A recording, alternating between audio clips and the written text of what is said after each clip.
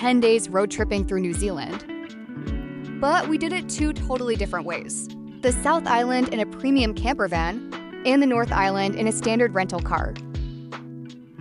Today, I'm sharing the exact strategy for both and revealing the mindset shift that allows us to budget for total joy instead of constant restriction. Look, obsessing over every cent ruins the magic of vacation.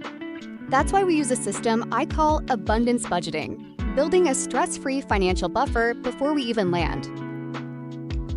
This doesn't mean you extravagantly blow your lifetime savings. It just means you don't need to sweat the price tag when you want to experience something incredible. Here is how we scored the best deals, bypassed the hidden fees, and planned a trip focused on freedom, not restriction.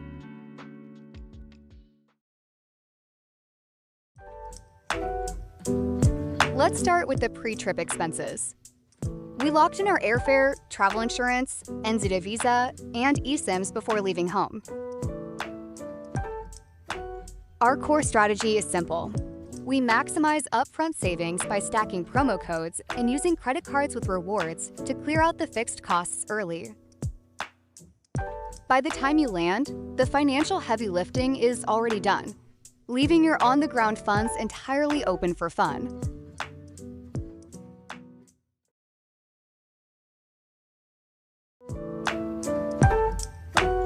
Transport is where you can win or lose your travel budget. For the South Island, we had 1 day using their public system. Then we wanted the ultimate wilderness experience, so we rented a camper van through Wilderness Motorhomes for 5 days. Unlike regular car rentals, camper vans charge by the calendar day, not the hour. We optimized this by picking it up first thing in the morning and returning it at the absolute latest slot. The pros? You have 0 hotel check-in times, and you wake up to million-dollar views. It gives you the freedom to cook or take a quick nap anywhere, even if you're just eating takeaways inside the van to hide from the wind or seagulls. The cons? It drives slower, harder to maneuver, and requires you to manage wastewater and battery charge. You also have to research where to park, so always use a local camping app to guide you. For the North Island, we swapped to a Hertz rental car from Wellington to Auckland. Usually this triggers a hefty one-way drop-off fee, but we managed to find a deal with Hertz where that fee was completely waived. If you can't find one, look into highly rated local independent car companies. We actually used an amazing local provider for our recent 2026 trip, so make sure to hit subscribe to catch that video if you are interested.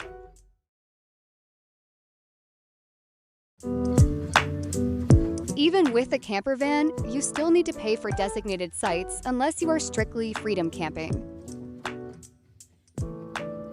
Because we wanted proper power hookups and spacious showers, we rotated through the White Horse Hill Campground, Howard sites at Milford Sound Lodge, and Hokitika's Kiwi Holiday Park. For our North Island, we switched entirely to Airbnbs. Our golden rule for hotels and holiday homes? Always cross-check the property directly against other booking platforms, and look for seasonal discount codes to slash the base price where possible.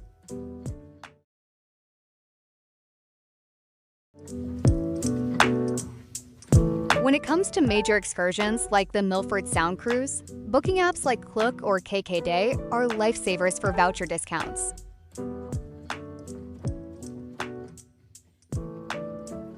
But always check the operator's direct website too. If it's cheaper to book direct, do that. And leave room in your schedule for spontaneous walk-ins.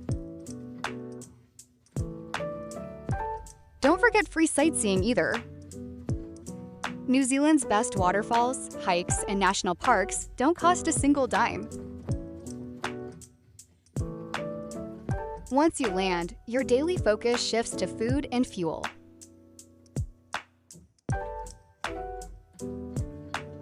We used a local fuel app called Gaspy to hunt down the cheapest petrol nearby. Just check the timestamp on the app to make sure the price update is recent. Because of these simple hacks, we kept our daily costs low, giving us plenty of room to splurge on the experiences we truly wanted.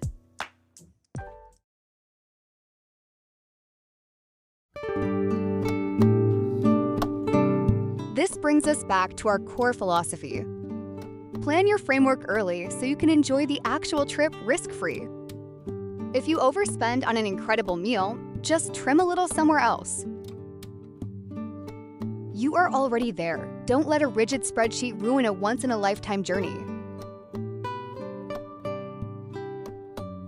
We actually learned this the hard way back in 2017 during a trip to the US, where unexpected shopping deals completely broke our rigid budget.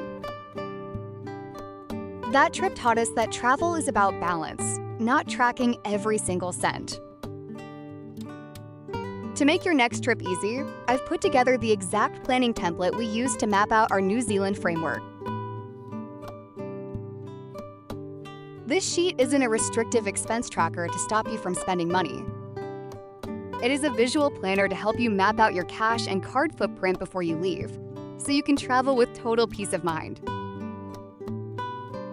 If you want a free copy of this planning spreadsheet for your own travels, just let me know in the comments below.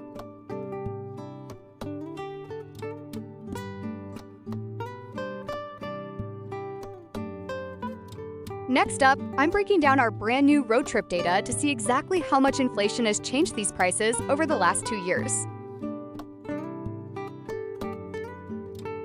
In the meantime, if you want more tips on our New Zealand journey, watch our NZ 2024 vlog playlist.